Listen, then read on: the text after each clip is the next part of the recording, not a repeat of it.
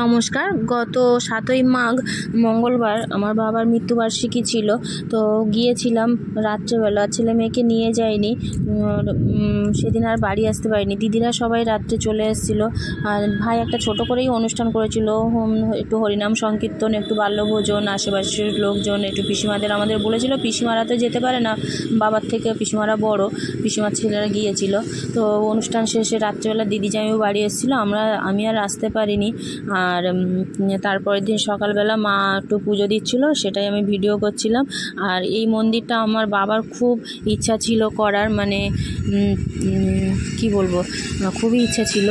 আর আমাকে অনেকে জিজ্ঞাসা করে যে আমি অত সকাল সকাল কিভাবে পুজো দিই, অত সকাল সকাল কীভাবে উঠি প্রতিদিন। তো আমার মাকে দেখে আপনারা বুঝতে পারবেন, মানে ভোরবেলা আমার মা পুজো দেয়। আর পুজো না, আজ পর্যন্ত আমরা সেই জ্ঞান হয়ে থেকেই দেখছি মা পুজো না দিয়ে কোনো দিন জল স্পর্শ করে না, মানে জল পর্যন্ত গ্রহণ করে না। তো সেটাই আমাদেরও দেখবে, মায়েরা যা করে মেয়েরা সেটাই করে। তো মানে মা যেভাবে যা করে মেয়েরা সেটাই শেখে।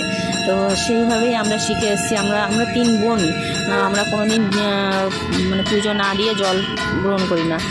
আর একটা কথা বলবো, এই মন্দিরটা আমার বাবার খুব করার ইচ্ছা ছিল। তো আমরা যেহেতু 4 ভাই বোন, আর আমার ঠাম্মাও পড়েছিল, তো 4 ভাই বোনের বিয়ে দেওয়া, তারপর ঠাম্মা মারা গেল, ঠাম্মার কাজ করা, আর ঠাম্মার কাজের পরেই আমার বাবা ব্রেন স্ট্রোক হয়েছে। তো বাবা আর সে মানে ঠাম্মা মারা যাওয়ার ঠিক 1 মাস পরেই আমার বাবার ব্রেন স্ট্রোক হয়েছে। আর 2-3 বার স্ট্রোক হয়েছে, বেশ 1 বছর ধরে ওইভাবেই ছিল। তো বাবা আর করতে পারেনি। তো সেই ইচ্ছাটা এখন ভাই করবে। বাবা যেহেতু কিছু তো নিয়ে যায়নি, বাবার অনেক জমি জায়গা আছে, সেই জমির লিস্ট টাকা দিয়েই ভাই করবে।